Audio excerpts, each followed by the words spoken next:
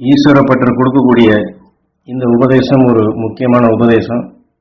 தொன்று தொட்டு நாம் வழக்கத்தில் இருந்து வரக்கூடிய ஒரு பழக்கத்தை மையமாக வைத்துதான் இந்த உபதேசம் கொடுத்திருக்கின்றார். தெரிந்தோ தெரியாமலோ நாம் பல பாடல்கள் எழுதுபவர்களும் கவிதைகள் புனைபவர்களும் சந்திரனை நிலவு என்ற பெயரில் எத்தனையோ பாடல்களை கொடுத்துள்ளார்கள், கவிதைகளையும் புரிந்துள்ளார்கள். நம் பூமியை காக்கக்கூடிய சக்தி என்று சூரியனை பற்றி நாம் அதிகமாக தெரிந்து வைத்திருக்கின்றோம். ஆனால் சந்திரனை பற்றி நாம் அதிகமாக பூமியை காக்கக்கூடிய சக்தி எவ்வாறு என்பதை நாம் அறிந்திருக்கவில்லை.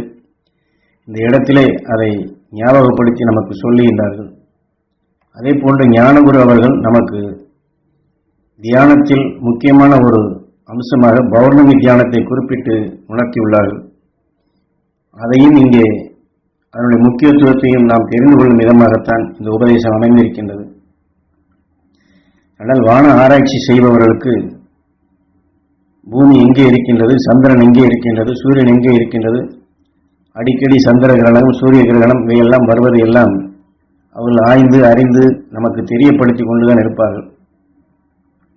அதே போன்றுதான் அவர்கள் செய்வது போன்றே நாமும் இந்த சூரியனையும் சந்திரனையும் சிறிது பார்ப்போம் என்று சொல்லிதான் இந்த உபதேச கருத்தையை கொடுக்கின்றார்கள்.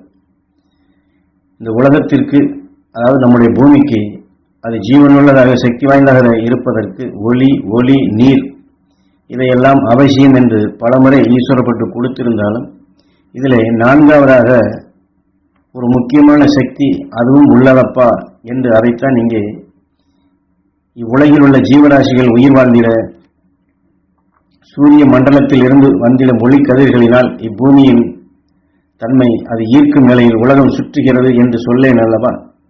அதை போன்று 9 கிரகங்களும் இன்று இந்த சூரிய குடும்பத்தில் உள்ளதாக விஞ்ஞானிகள் கணக்கெடுத்து உள்ளார்கள். ஆனால் இப்படி அவர்கள் கணக்கெடுத்திருந்தாலும் ஜீவராசிகள் எங்கே வாழ்கிறது என்றால் அது இந்த பூமியில் மட்டும்தான் உண்டு, மற்ற கோள்களிலே கிடையாது. மனிதர்கள் அங்கே இல்லை. ஆனால் மனிதர்கள் ஏன் இல்லை என்றால் அதற்கும் சில காரணத்தை இங்கே சுட்டி காட்டுகின்றனர். இந்த பூமியை தவிர வேறு எந்த மண்டலத்திலும் மனித இனம் இல்லை, ஜீவராசிகளும் இருந்திட முடியாது.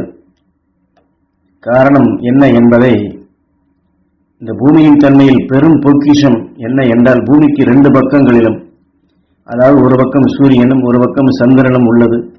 ஆக சூரியனை இங்கே தந்தை என்று வர்ணிக்கின்றார், இங்கே சந்திரனை தாய் என்று வர்ணித்து ஒரு பக்கம் தந்தையாகவும் ஒரு பக்கம் தாயாலும் அரவணைத்து ஒரு குழந்தையைப் போல் இந்த பூமி சுற்றி சுற்றி சுழன்று விளையாடுகிறது என்றே பொருள்பட கூறுகின்றார். காரணம், இந்த 2 சக்திகளும் இந்த பூமிக்கு உறுதுணையாக இருப்பதால், அதாவது சூரியனுடைய சக்தி மிகவும் வீரியமான சக்தி, சந்திரனுடைய சக்தியோ குளிர்ச்சியான சக்தி. ஆக பகலெல்லாம் சுட்டரிக்கக்கூடிய வெயிலாக இருந்தாலும் இரவு நேரத்தில் குளுமையான நிலைகள் இந்த சந்திரனுடைய சமப்படுத்தக்கூடிய நிலை இருப்பதால் இங்கே சீதோஷ்ண நிலை என்று சொல்லுகின்றமே, அல்லது தட்பவெட்ப நிலை என்று சொல்லுகின்றமே, அது இங்கே இந்த பூமிக்குள் சகல, அதாவது தாவரினங்கள் ஜீவராசிகள் உயிரினங்களுக்கு எல்லாவற்றுக்குமே இது உறுதுணையாக அமைவதால் இங்கே இந்த உயிரினங்களும் ஜீவராசிகளும் செவ்வென வளர்ந்து வளர்ச்சியின் பாதையில் வாழ முடிகின்றது, வளர்ச்சிக்கு கொண்டு வர முடியாது என்பதைத்தான் இங்கே சுட்டி காட்டுகின்றார்கள். அதே சமயத்தில் இங்கே நேர்பார்வை என்பதை பற்றியும் சில கருத்துக்களை சொல்கின்றார். என்றால் ஜாதகம் குறிப்பவர்களுக்கு தெரியும், அல்லது இந்த மூச்சு பயிற்சி செய்பவர்களுக்கும் தெரியும். இது சூரிய பார்வை, சந்திரன் பார்வை, அல்லது சுவாசத்தில் இது சூரிய கலை சந்திர கலை என்றெல்லாம் கூட சொல்லுவார்கள். தெரிந்தோ தெரியாமலோ சொல்லக்கூடிய கருத்து இது. ஆனால் அவருடைய உள்பொருளை ஈஸ்வரப்பட்டதிலே உணர்த்துகின்றார்கள். ஏன்னா ஜாதக கட்டங்களிலே போட்டு இவர் நேர்பார்வையில் பார்க்கின்றார், இவர் இந்த திசையில் இருக்கின்றார் என்றெல்லாம் சுட்டி காட்டுவார்கள். ஆனால் நமக்கு நேர்பார்வையில் சந்திரனும் சூரியனும் அமைந்திருப்பதால் தான் இந்த பூமி சமமான நிலைகள் கொண்டு ஜீவராசிகளையும் மற்றவர்களையும் வளர்த்து நல்ல முறையில் நாம் இன்று வாழ்ந்து கொண்டிருக்கிறோம் என்பதுதான் இதனுடைய முக்கியமான கருத்து. அதே சமயத்தில் சூரியனை சுற்றி இந்த உலகம் உருளும் பொழுது இவ்வுலகத்திற்கு எதிர்நிலையில் உள்ள சந்திரனின் ஒளியின் ஈர்ப்பு நிலையாக பூமிக்கு பாய்கின்றது. பூமி எப்படி தன்னைத்தானே சுற்றி கொண்டுள்ளதோ சந்திரனும் தன்னைத்தானே சுற்றி கொண்டுள்ளது. இங்கே இரவு பகல் என்று சொல்லுகின்றோம். ஆனால் இந்த சந்திரனுடைய நிலைகள் இரவிலே வெளிச்சமாக நாம் காண முடிகின்றது. ஆனால் நாம் மாதத்திற்கு ஒரு முறைதான் அந்த முழு நிலவை காணுகின்றோம். இது எல்லோருக்கும் தெரிந்த விஷயம்தான். இந்த உலகிற்கு சூரிய ஒளி மட்டும் இருந்துவிட்டால் ஜீவராசியில் வாழ முடியுமா என்றால் வாழ முடியாது. பல பல வண்ணங்களும் பல பல சுவைமிக்க கனிகளும் பல பூக்களும் பல வாசனைகளும் இதையெல்லாம் சந்திரனிடம் இருந்து அதனுடைய குளிர்ச்சியான சக்தியினால் தான் நமக்கு கிடைக்கின்றது. இவ்வுலகில் உள்ள ஜீவராசிகளின் நிலைக்கு சூரியனின் தன்மையும் சந்திரனின் தன்மையும் கலந்துதான் இருக்கிறது. அதனால் சுவாச நிலையை குறிப்பிடும் பொழுது சூரிய கலை என்றும் சந்திர கலை என்றும் சொல்வார்கள். இது இரண்டும் சரி சமம் இருந்துதான் மனிதனுக்கு மட்டுமல்ல இங்கு இருக்கக்கூடிய சகல படைக்கப்பட்ட இந்த பூமியில் இருக்கக்கூடிய அனைத்துமே இந்த சரிப்பகுதி இந்த சுவாச நிலை கொண்டுதான் இயங்குகின்றது. அதைத்தான் இங்கே சுவாச நிலை இருந்துதான் இவ்வுலகம் மட்டுமல்ல, அதாவது இந்த பூமி மட்டும் சந்திரகளையும் சூரியகளையும் இயங்கவில்லை. இதில் இருக்கக்கூடிய ஜீவராசிகள் எல்லாமே அந்த கலையில் தானப்பா இயங்கிக் கொண்டுள்ளது, அந்த சுவாசத்தில் தானப்பா இறங்கினது என்று சொல்லுகின்றார். நம் கண்ணுக்கு சூரியனும் சந்திரனும் பல கோடி நட்சத்திர மண்டலங்களும் தெரிகின்றது. ஆனால் மற்ற கோள்களை எல்லாம் அந்த அளவுக்கு நாம் தெளிவாக காண முடிகிறது என்றால் சில நேரங்கள் காண முடிகின்றது, சில நேரம் நம்மால் முழுமையாக காண முடிவதில்லை. ஆக நம் பூமிக்கு நேர்பார்வை சந்திரன், சந்திரனுக்கு நேர்பார்வை செவ்வாய். எல்லா மண்டலத்திற்குமே சூரியனுடைய பார்வை ஒன்று, சூரியனிலிருந்து கிடைக்கக்கூடிய சக்தி ஒன்றுதான்.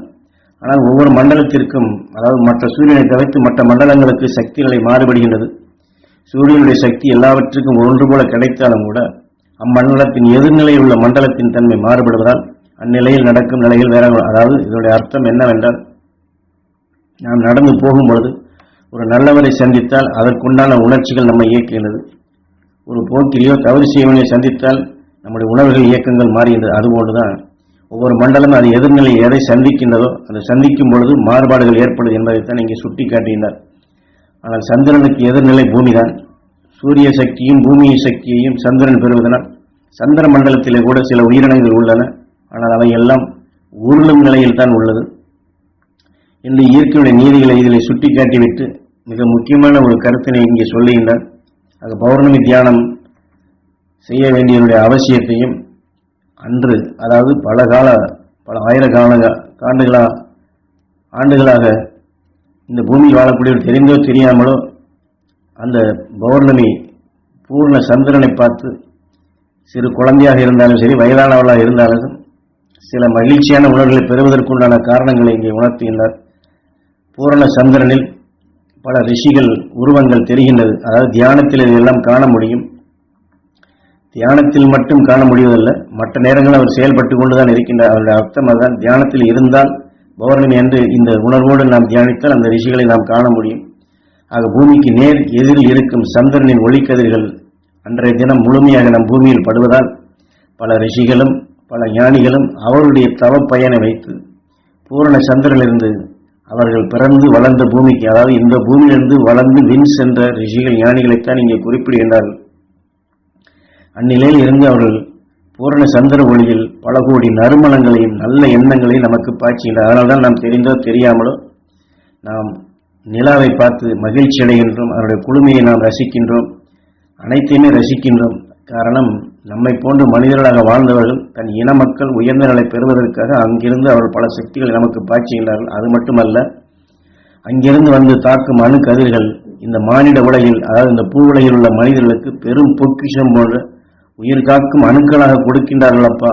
அதனால் இதுவரைக்கும் நாம் அந்த பௌர்ணமியை சாதாரணமாக நினைத்திருந்தாலும் இனியாவது அங்கே ரிஷிகளும் ஞானிகளும் நமக்கு உயிர் காக்கும் சக்திகளை கொடுக்கின்றார்கள் என்று உணர்ந்து அந்த ரிஷிகளையும் ஞானிகளையும் நாம் எண்ணி அந்த அருள் சக்திகளை நாமும் பெற்று தன் இன மக்கள் பெற வேண்டும் என்று எதை ஊட்டிக் கொண்டிருக்கின்றார்களோ, நாம் எல்லாம் எந்த நிலை பெற வேண்டும் என்று செயல்பட்டு கொண்டிருக்கின்றார்களோ அந்த சக்திகளை நாமும் பெறுவோம்.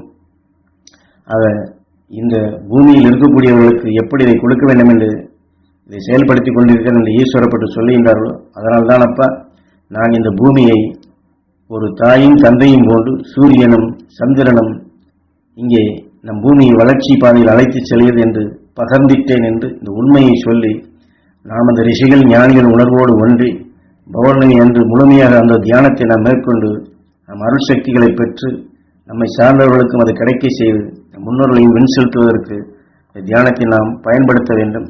அதற்குண்டான மூல கருத்தை தான் இந்த உபதேசத்தில் ஈஸ்வரப்பட்டு நமக்கு கொடுக்கின்றார்கள்.